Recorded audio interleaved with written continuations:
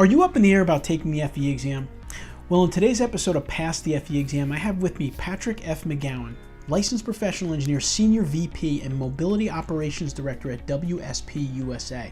Patrick's going to give you the real reasons that you should stick to it and take the FE exam on your path to becoming a licensed professional engineer.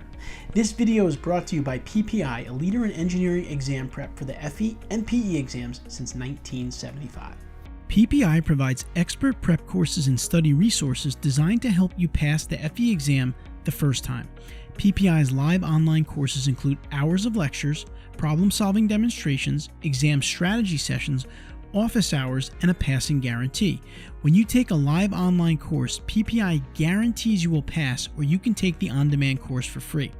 With study guides, practice exams, and more, the PPI Learning Hub offers digital practice and review that you can take with you anywhere you have a device so that you can prepare during the times most convenient for you. Check out PPI today at ppi2pass.com to see all the options available for FE exam prep. Let's dive in.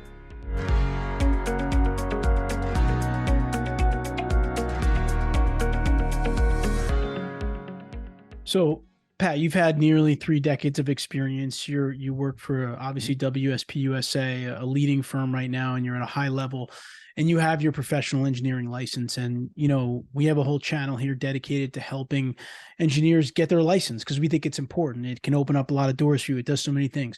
Talk a little bit about kind of from your perspective at this point in your career, what the PE license has meant to you in your career.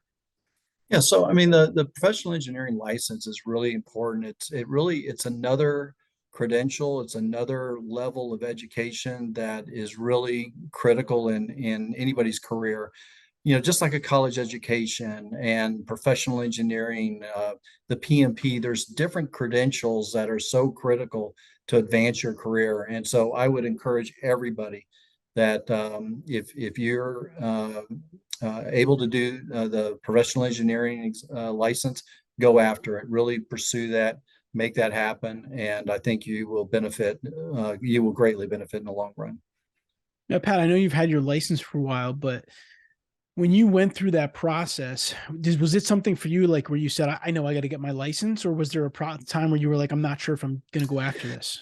Yeah, so back then, if you didn't have your license, you were very limited. You could have your college degree, Bachelor of Science. I was a structural engineer, but without that license, you're very limited to the opportunities and what you can do. You would not be able to sign plans. You couldn't take the leadership role on these projects, and so it was never an option. It's like if you're going to be an engineer, then you go after and acquire your PE.